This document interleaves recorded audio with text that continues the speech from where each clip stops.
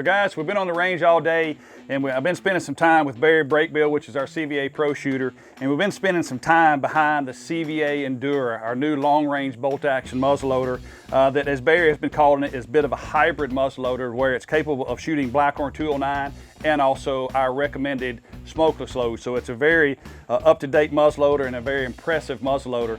But we're going to go over, now that we've wrapped up, we're going to go over our cleaning processes, and this is, well, basically two different versions of cleaning processes and how I would do it as an outdoorsman and a hunter, and versus Barry of how he would break this gun and clean it at the end of his range day or at the end of his competition day.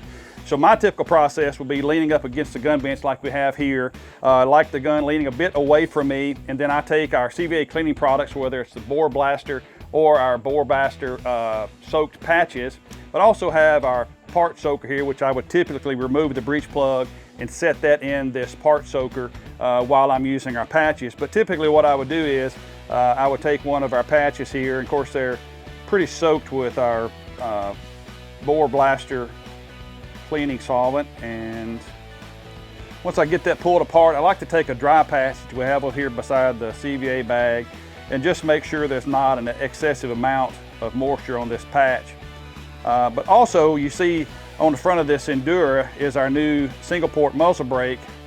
Amazing feature to add to any of our muzzleloaders that is threaded, but really cool feature is, number one, obviously it's recoil reducing, but here at the end of the day you also see another feature that this single port comes into play and that's being able to clean the gun and remove this patch without actually removing the single port muzzle brake.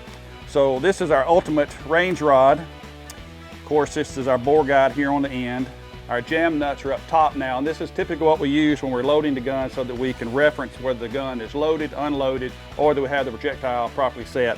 But in this case, cleaning, we move this to the top and just use our bore guide. But myself, I have the gun, like I said, leaning against the bench, use our ultimate range rod, make a solid push down, push it all the way till it reaches the breech plug, let it sit for just a second to dissolve any powder that's down at the base of the powder column, which is down here on the front side of your receiver.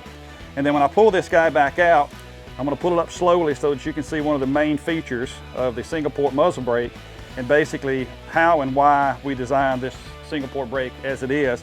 And that's to be able to pull the patch up to the top, and of course pull it up now where you can see it. So another key feature besides recoil reduction is being able to reach inside the port itself and pull the patch out. That way we can thoroughly clean this gun without removing the muzzle brake every time. But as a hunter and outdoorsman, this is how I would clean my gun up at the end of the day.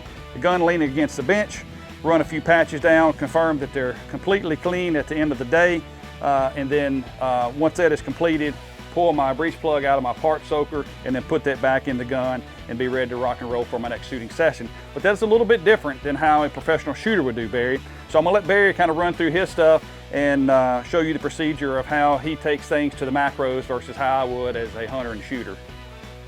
Okay. First thing I do with any gun that I'm going to be cleaning is I pull the breech plug out. And the reason I do that is a couple different reasons.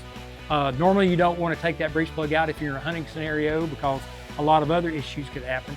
So for me, but in the target situation, I want to make sure that I don't have any of those particles getting into my trigger mechanism or into my breech plug. So that's the reason I remove the breech plug. So when I'm on the range after a range day of shooting or doing my shooting processes, I would actually clean from the muzzle back, and Barry, as you can see at the end of the day, is breaking it down and going from the rear, working his way forward.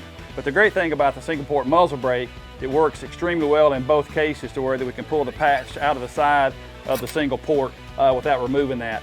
But again, this is two different ways that you can clean your muzzleloader. One, the way I do it as a hunter shooter, and then breaking it down even further, going to the micros, more precise, more precision, the way that Barry would do it at the end of the day. But at the final wrap up, there's a couple different ways to clean your muzzleloader. There's no wrong or right. Do it the best way that works for you. Just make sure your barrel is clean. Make sure that your breech plug is extremely clean, along with make sure that your flash hole, which is the hole inside your breech plug that your fire travels through, make sure that that flash hole is clean. One thing that we've noticed as shooters in two different aspects of the outdoor industry and outdoor world is that the primers that we utilize today do have a bit of carbon buildup that will build up inside that flash hole that could possibly give you a hang fire if you're not very methodical in cleaning that breech plug. So no matter which way you clean it, the way he does it or the way I do it, most important thing is to verify and make sure that this breech plug is clean. But if you got any other questions about anything that we've done here on the range with Barry or myself, or go to our customer service, they'll be glad to answer any questions you may have about anything the CVA brand.